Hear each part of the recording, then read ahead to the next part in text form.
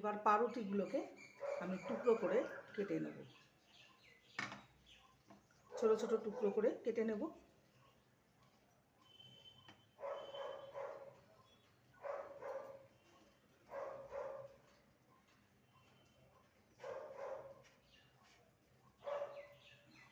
এবার এটাকে আমি দুধ দিয়ে ভিজিয়ে রাখবো। এখানে প্রায় 1/3 কাপের মতো দুধ রয়েছে। এবার ঢাকা দিয়ে এটাকে 10 মিনিট রেস্টে রেখে দেবো। 5 থেকে 7 মিনিট হয়ে গেছে রেস্টে রেখেছিলাম।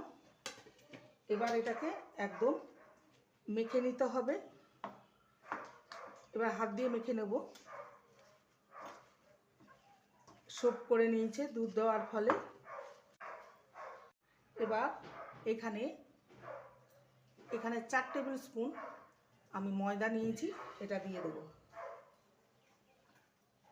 আর 4 টেবিল স্পুন গুঁড়ো দুধ নিয়েছি, সেটাও দিয়ে দেবো।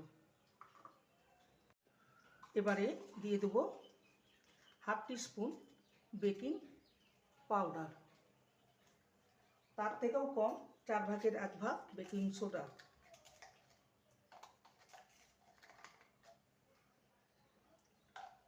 সমস্ত উপকরণ ভালো করে মেখে নেব। আর সামান্য একটু কেশরীর রং দেব, এটা অপশনাল, দিতেও পারেন নাও পারেন। এটা দিয়ে মেখে নেব একটা সুন্দর কালারের জন্য। একটা চ্যাটচ্যাটে ডো, এটা মাখা হয়ে গেছে, একটা চ্যাটচ্যাটে ডো। এবার এটাকে 5 মিনিট রেস্টে রেখে দেবো। ফেরত আসছি 5 মিনিট। 1/3 কাপ চিনি নিয়েছি আর 2টো এলাচ নিয়েছি, মুখটাকে ফাটিয়ে দিয়েছি। এবার চিনির সিরা তৈরি করে নেব। 1/3 কাপের জন্য এখানে আমি প্রায় 2 কাপের মতো জল দেবো। ঠিক আছে, ঢাকা দিয়ে রেখে দিয়েছিলাম। হাতে একটু ঘি মেখে নেব। এটা একদম সেট হয়ে গেছে, দেখতেই পাচ্ছেন।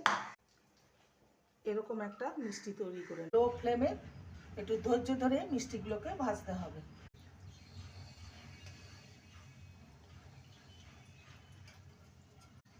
মিষ্টিগুলো ভাজা হয়ে গেছে, দেখতে পাচ্ছেন কেমন ফুলে গেছে।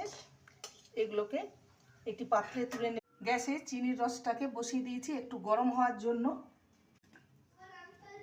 এগুলোকে আধ ঘন্টার জন্য চিনির রসে ডুবিয়ে রাখবো। ফের সামান্য গুঁড়ো দুধ ছড়িয়ে দেবো। রেসিপিটি ভালো লাগলে প্লিজ লাইক করবেন, কমেন্ট করবেন, শেয়ার করবেন। দেখতেই পাচ্ছেন মিষ্টিগুলো কতটা সফট, একদম রসে ভর্তি।